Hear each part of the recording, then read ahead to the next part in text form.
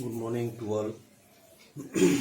Today we will be discussing the business studies second part. Last day हमने discuss कर लिया what is management. अभी भी today हमने एक बेसिक आइडिया दे देते मैनेजमेंट क्या है. Management means to manage something. उसमें मेन भी है एंड टारगेट है. दैट मीन्स कोई भी टारगेट को फुलफिल करने के लिए रिसोर्स मिनिमम लेके जो इंडिविजुअल को अरेंज करके जो काम है उसको मैनेजमेंट हमने बोल सकते हैं. सो मैनेजमेंट का डिफरेंट फॉर्म्स है. मैनेजमेंट का जो अलग अलग चीज़ है वो develop over a period of time. So first of all हमने आज जो डिस्कस करेंगे पार्ट 2 में characteristics of management. Characteristics of management का अंदर में आप क्या जान सकते हैं. और मैनेजमेंट इज गोल ओरिएंटेड. आप लास्ट डेट में हमने भी यही डिस्कस किया जो कोई भी टारगेट और एम छोड़ के मैनेजमेंट का कोई मतलब बनते नहीं. जैसे कोई भी एक बिजनेस ऑर्गेनाइजेशन का टारगेट क्या होता है, उसको इतना लेवल ऑफ सेल्स करना है, प्रोडक्शंस करना है, ग्रोथ करना है. दैट इज गोल और टारगेट. दूसरी पॉइंट है मैनेजमेंट और पार्टनरशिप. पार्टनरशिप का मतलब है ये common to all organisations.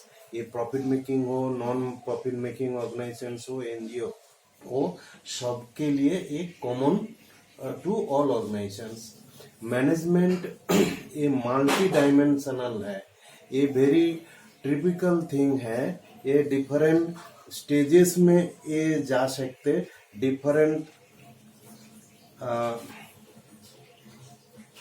Different parts में हमने जा सकते. मल्टी डायमेंशनल जो हो जाता है. देन उसका बाद है कंटिन्यूअस प्रोसेस. मैनेजमेंट एक कंटिन्यूअस प्रोसेस है बिकॉज वो एक बार चालू करने के बाद वो कंटिन्यू चलते रहेंगे. जैसे आपको प्रोडक्शन हो, मशीन आप चला देते तो कंटिन्यू जब तक आप बंद नहीं करते तब तक वो चलते रहेगा. दूसरी बात है management is a group activity. आप जानते हो management is supported by man only. Man को ही तो काम करना पड़ेगा. So it is a group activity. Jointly they work together to development of an organisation और to reach the target. Now जो मैनेजमेंट का जो एक्टिविटी है वो हमने ये डिफरेंट फंक्शंस के हिसाब से हमने दिखा सकते. एक है प्लानिंग है. ये जो different process of management planning है, ऑर्गेनाइजिंग है, लीडिंग है, कंट्रोलिंग है. नाउ प्लानिंग मतलब है क्या करना है आपको, क्या करना चाहते हैं आप. That is the planning. Organising means आप प्रॉपर रिसोर्स अरेंज करो. आप क्या जॉब करना है उसको अथॉरिटी देना है, उसको डेलीगेशन ऑफ पावर भी देना है. यही है ऑर्गेनाइजेशन का काम है. लीडिंग, कोई एक लीडर का जरूरत है. जैसे आप एक क्लास मॉनिटर हो, उसके लिए ये लीडरशिप का जरूरत होता है. वो देखते हैं क्या हो रहा है नहीं हो रहा है. उसके बाद controlling. Controlling also very important. Controlling छोड़ के कोई भी मैनेजमेंट का फंक्शंस काम हो नहीं सकते. आप कंट्रोलिंग मतलब सुपरवाइज नहीं करो तो वो काम थोड़ा अधूरी रह जाएगा. नाउ ये जो चारों जो प्रोसेस है, ये प्रोसेस कंप्लीट करने के लिए आपको क्या क्या लगेगा. रिसोर्स तो लग जाते ही. रिसोर्स छोड़ के आपको कोई काम हो नहीं सकते. एक जो रिसोर्स है वो है human resource, man power.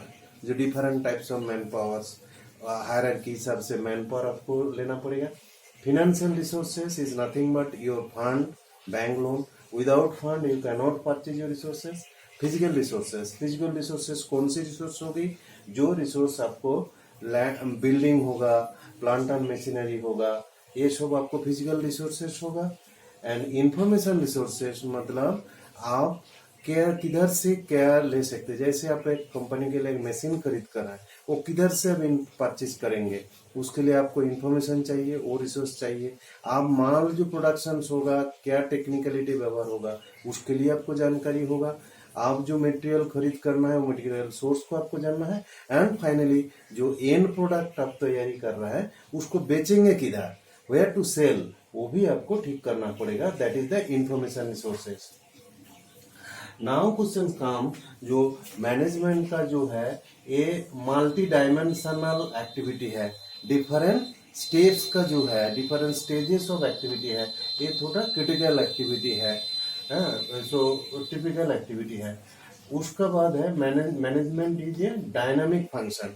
Dynamic functions मतलब है ये ऑलवेज चेंज होते रहते हैं। Dynamic function in the sense, suppose today you are working in an environment which is not as the existing environment as you are doing earlier.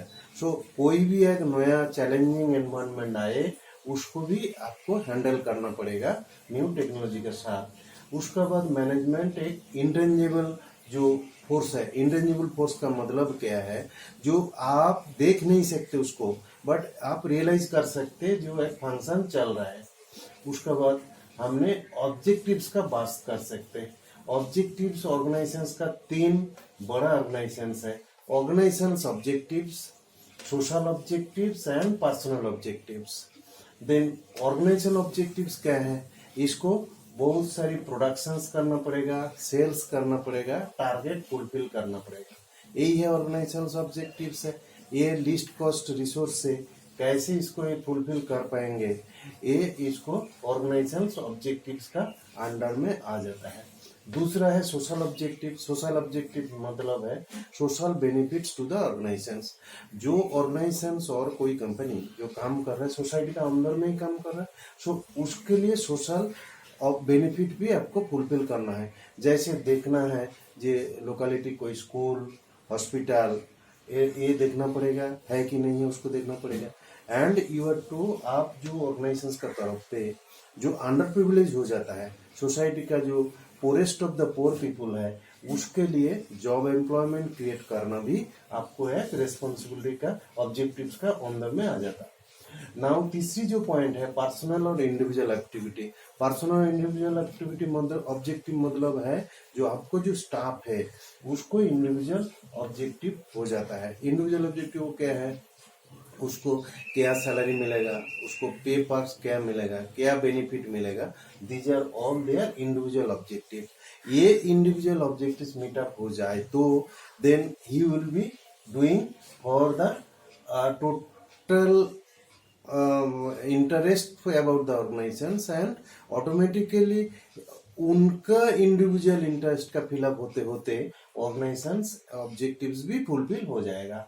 Now question हमने discuss करेंगे importance of management. Management का जो importance हो जाता है वो है group goals. Group means as a totality, group हिसाब से उसको पर्पस साथ हो जाता है। Then it increases efficiency.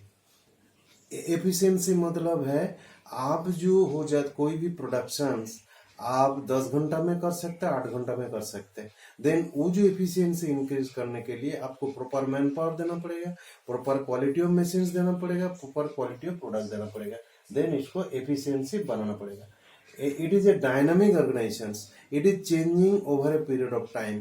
Today जो सिचुएशन है टुमारो सिचुएशन नहीं रहेगा, आपको सिचुएशन हिसाब से इसको एडजस्ट करना पड़ेगा।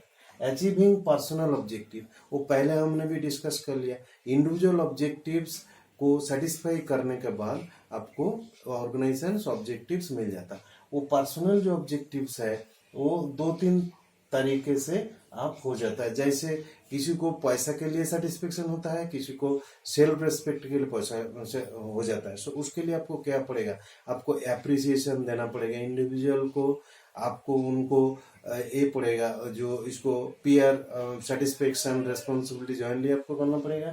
देन इसमें आप क्या पड़ेगा, ही will be feeling that, individual feel करेंगे जे मेरे लिए मेरा मैनेजमेंट, मेरा ऑर्गेनाइजेशन मेरा बात में सोच सकते हैं, I will be giving my best. Then development of the society, ultimately society का डेवलपमेंट काम है। सोसाइटी का क्या चाहिए, उसको क्वालिटी प्रोडक्ट चाहिए, राइट टाइम में, राइट रेट में क्वालिटी प्रोडक्ट मिलता, ये सोसाइटी का डेवलपमेंट हो जाता है। नाउ हमने डिस्कस करेंगे जो नेचर ऑफ मैनेजमेंट।